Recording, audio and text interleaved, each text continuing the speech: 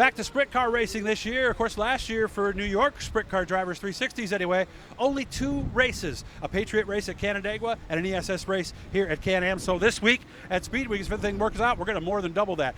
Jason Barney has been off to a great start this year. 4 starts for him, 2 wins, a 5th, and a DNF. Jason, first of all, how we been?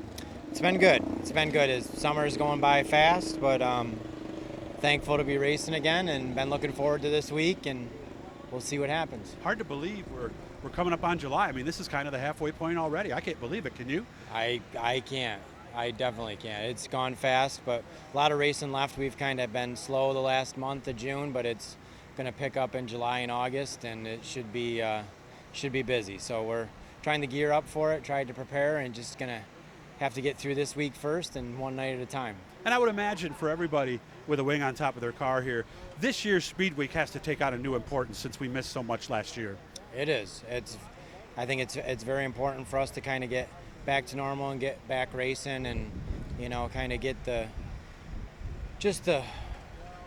whole New York racing scene back to where it was and healthy again. It's going to take time, but it's been good. The racing's been good. We've been the shows have been good, and the cars counts have been good too. So we'll take it one night at a time and see what happens. Of course, the other thing too, I mean, let's not underestimate the emotional and personal aspect of this. I mean, we missed all our friends last year. Yeah, it was different. It was definitely, I've been racing since I was 5 years old, so it was the first summer that I've done something other than that. So it was a change, but made me appreciate it more and excited for this season. And it's a new outlook on it, and I think I needed it a little bit as a little bit of a reset, and we'll take it from there. Certainly makes you appreciate things a lot more, I think, oh, right? It does. It's been crazy. And at 5, I can try to remember, were you at the Syracuse Micron Club or the Quarter Midget Club? Quarter Midget Club. Okay, so you were basically the farm system for Sam Reeks IV, right? He was getting all your... Yeah, he was a little younger than I was. And he got all your old cars, right? Yeah, he did. But we had a great group of kids that raced back then. Yeah.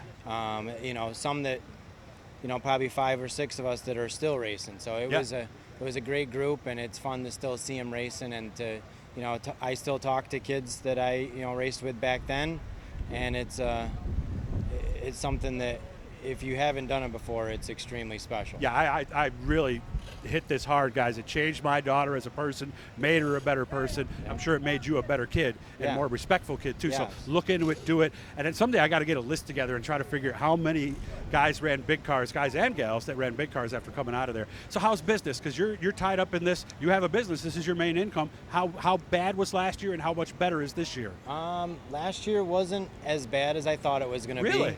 But not as good as I'd hoped. So we kind of switched gears a little bit after first couple months, and started, we have a small machine shop where we make our own parts. So we started to make stuff outside of racing, and that helped, and that kept us. That's a good idea for any business to diversify a little bit, right? Yeah, it did, and it's still been strong, and it's actually helped us grow and improve on our abilities and our skills. So it was really good. Luckily, we have a lot of customers in Pennsylvania and around the country that helped us keep going on the racing side. But we just tried to focus on just getting better, making new products, trying to increase our inventory when we could, and just learn new things. So it was good. It was nice to have the time to really settle in and try to make our business and our race team better. We're gonna have to swing out and see Jason soon. We're gonna talk about a couple things we can do to teach you guys about sprint cars. So I'll be out to see you soon. Can-Am, all these tracks this week, we like them all, don't we? I do like them all. This one is probably the toughest for me. Okay. But get through it tonight, and they'll get better as they come. Canandaigua, we've had a good history. Brewerton, Fulton, obviously we go good, and Weedsport we've gone good. So we did get the race here 2 years ago and tried something a little bit different and think it was better. So wishful thinking, who knows, but we're going to try it tonight and see how things go. He's got a 50% win percentage. He's hoping to go 3 out of 5 after tonight. Hit the blue E down there, guys. That'll subscribe you, let you know every time we're talking to somebody in racing. Jason, good to see you again, and I'll be out to see you soon, man. Thank you, Doug. I appreciate it. Thanks. Thanks, man.